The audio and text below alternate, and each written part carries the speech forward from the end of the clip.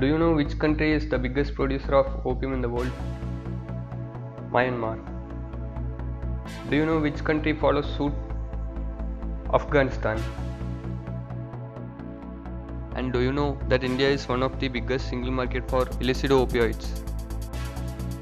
In fact, India sits between two of the most prominent drug producing areas, the Golden Triangle and Golden Crescent. But how did we end up in such a situation? Stay tuned with me, this is the Cryptic Herald, and let me explain.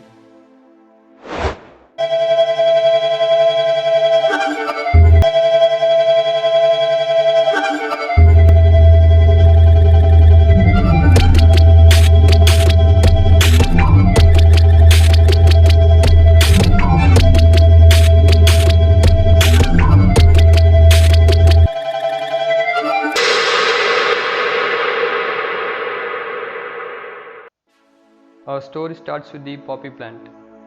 The poppy has been cultivated for various reasons, as food, as a medicine, and also as a psychedelic. Its seed pods contain milky fluid called latex. The latex contains alkaloids such as morphine, codeine, and thebaine, which are the base compound for different opioid drugs. People of the Indian subcontinent has been using and cultivating poppy since ancient times. But it was the British who started the mass cultivation and production of opium. They had monopoly over the production and trade. Until the independence of India, millions of Indian farmers were dependent on the crop. China during the 19th century was the biggest market for opium, and with the conclusion of Second Opium War, British had a monopoly in the Chinese market.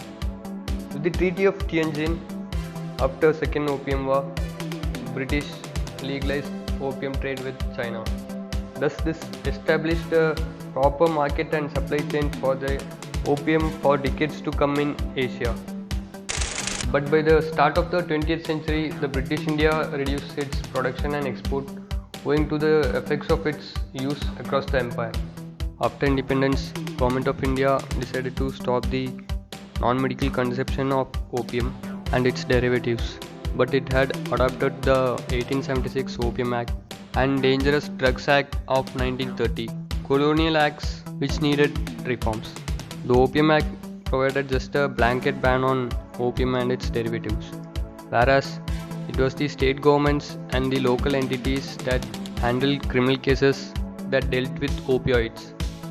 This was mainly due to the fact that the Republic was in its early stages handling boundary disputes and insurgencies within the country.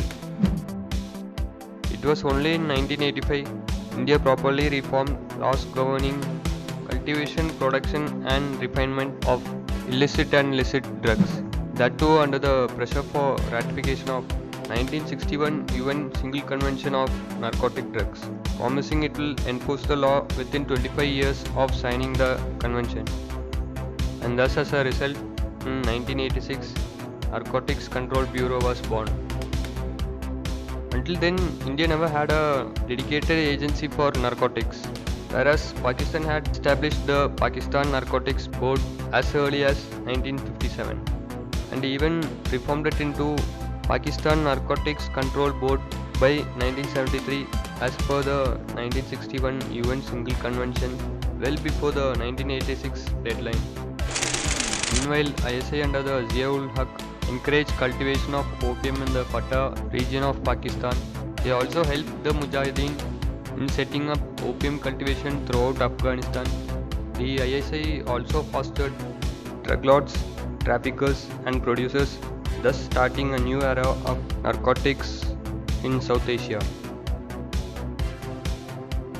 Although initially ISI used the narcotics network to fund the Mujahideen in Afghanistan, they soon found out that the same strategy can be repeated elsewhere. All this time, America knew about this narco-terrorist nexus through the CIA, and it ignored it due to geopolitical reasons.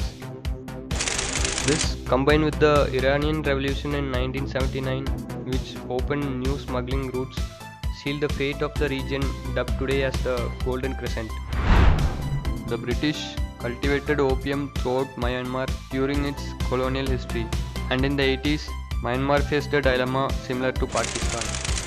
After independence, Myanmar was extensively under military dictatorship, primarily due to the various ethnic tensions and ethnic factions with various political ideology vouching for separatism.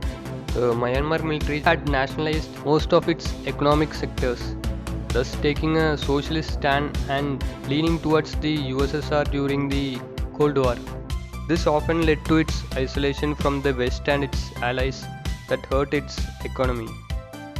Thus, by 1980s, the Myanmar military had accepted the fact that they needed an alternative source of revenue to run the country.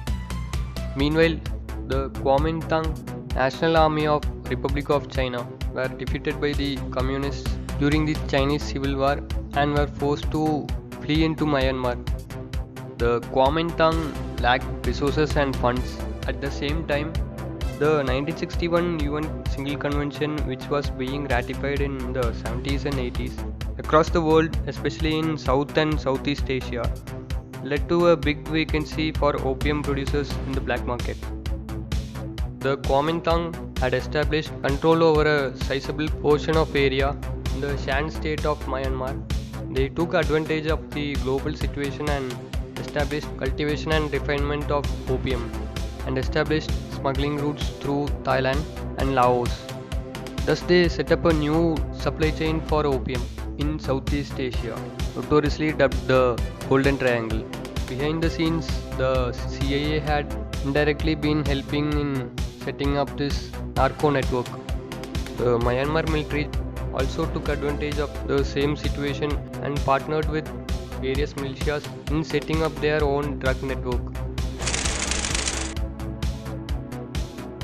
Thus, in conclusion, India, with a delayed and compelled response to drugs by 1980s and having long borders with inadequate resources for a proper border patrolling, had sealed its own fate of becoming the world's largest single market for opioids. It was only by mid-80s that India woke up to the threat of narcotics. One can only hope that in the upcoming years, successive governments treat narcotics as seriously as any other anti-state threats.